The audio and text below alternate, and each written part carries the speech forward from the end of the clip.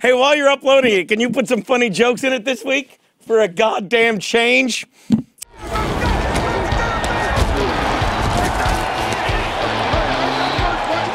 Play action fakes it to pass it in zone. Yes, touchdown.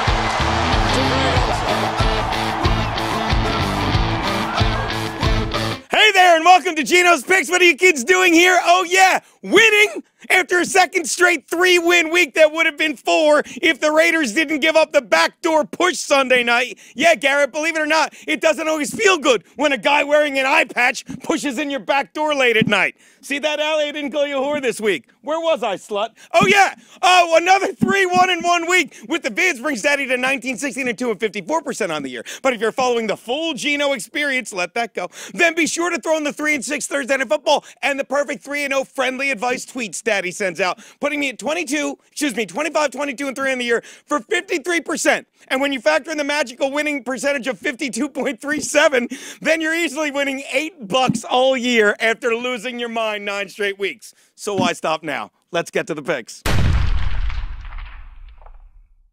Wait, visualize. Unique New. The Saints are giving 3 to the Bills in Buffalo. Fun fact, well, not if you live in upstate New York, but in the most staggering of facts, it turns out for the 3rd time since the year 2000, I put 200. That's how long it's been since they've been to the playoffs. The Bills have not only started 5-2 3 times since 2000, but in week 8 each time, did you see this? They faced the Jets. And this past Thursday, for the 3rd straight time, the Jets beat them. Oh, and it gets worse, Angry Orchard Park fans. See what I did? See what I did? Sometimes I get a case of Angry Orchard, put it in the trunk of my smart car, throw out 18 because it doesn't fit in there, and then I'll blow a dude. Did I get Angry Orchard? Where was I? Angry Orchard fans, every one of those years the Bills lost, they didn't even finish. Oh, well, I don't have to tell you they didn't make the playoffs. It goes without saying.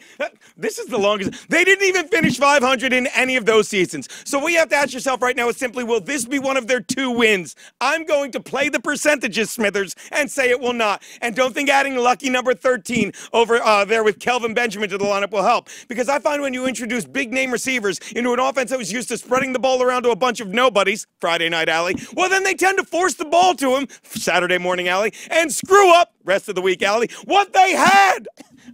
But I never said whore. What they had. And you know what the Bills had coming into this game? The 27th ranked offense. The Saints have the number 3 offense, and shockingly, the number 13 defense, and even more shockingly, that ranks 7 spots ahead of Buffalo. So what does that mean? I'm taking the Saints, and I'm laying the shocker, everybody. Take the Saints, lay the 3. We better speed up the next 3, huh? It's almost lunch. All right, my next pick. The Falcons are giving 3 to the Cowboys in Dallas. Oh, my God. The Falcons are getting points. The only way the Falcons cover this spread is that they add offensive coordinator Steve Sarkisian's BAC into the final score, in which case Dallas would need to win by 3 TDs because this supposedly great offensive mind has ruined this offense. The last time I saw a super genius implode like this, Wile E. Coyote was putting TNT into carrots. Look, I found the picture.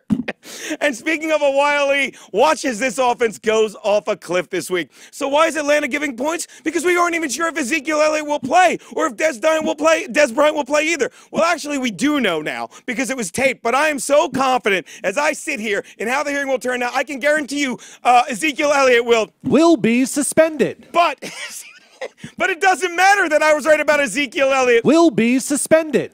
Because you know who is sure to play? Have fun with that, Fernandez. Dak Prescott, who you seem to have forgotten about because you're so focused on Elliott's hearings during the week, you seem to forget how often you're hearing Prescott's name on Sunday. Like the 3 times you did last week when he threw for 2 TDs, neither to friggin' Des Bryant, and ran for a 3rd, okay? And do you know why? Because Dak Prescott is a smart player who will find the points the Falcons leave on the field. And Lord knows the Falcons have been leaving more points on the field than a porcupine with alopecia. See? That's clever.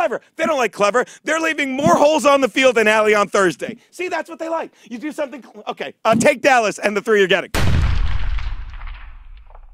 Which brings us to our next pick. The Patriots are laying 7.5 to the Broncos. Who wrote to the Bengals in Denver? Hold on 1 minute. To the Broncos.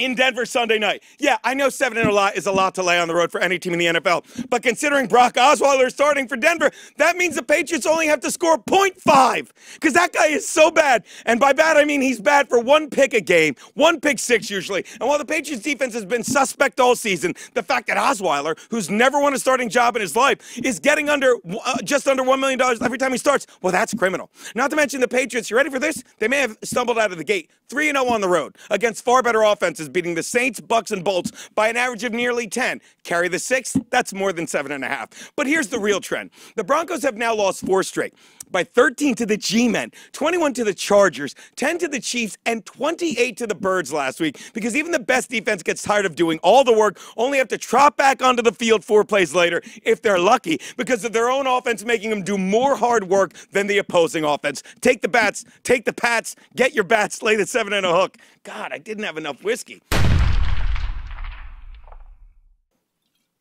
This is the feel-gooder. Which brings me to my Double Your Money Monday night bet. The Dolphins are getting 9 from the Panthers in Carolina. The Dolphins pulled a Garrett and worked their backdoor magic Sunday to lose by just a field goal. But just as I said in the last pick, the Fins ditched Jay Ajayi. Hey, fun fact, I don't know if you know this, but Jay Ajayi is one of the 2 running back names they use when they're working with recovering stroke victims. Jay Ajayi. Can you do the other one? Of course. Bilal Powell. You're doing great. You're doing great, you drooling mongoloid. Oh, yeah, the game. Yeah, Bilal. Are you still watching this? Are we at 9 minutes? Oh, yeah, the game. The Dolphins are not that bad a team. And the good news is, whether you're using Jay Cutler or Matt Moore, you're running the same basic scheme. Let's move the ball downfield till we get a score or they pick it off. But unlike Denver's defense that was spoiled by watching Peyton Manning and is now continually let down by their turnover-prone offense, the Fins' defense, for the most part, has grown up watching Ryan Tannehill and taking turnovers as something they just think an offense does. The Fins keep this one close. Very close. Take the Fins. The 9 you're getting, those are Geno's picks. You got 30 seconds to spare.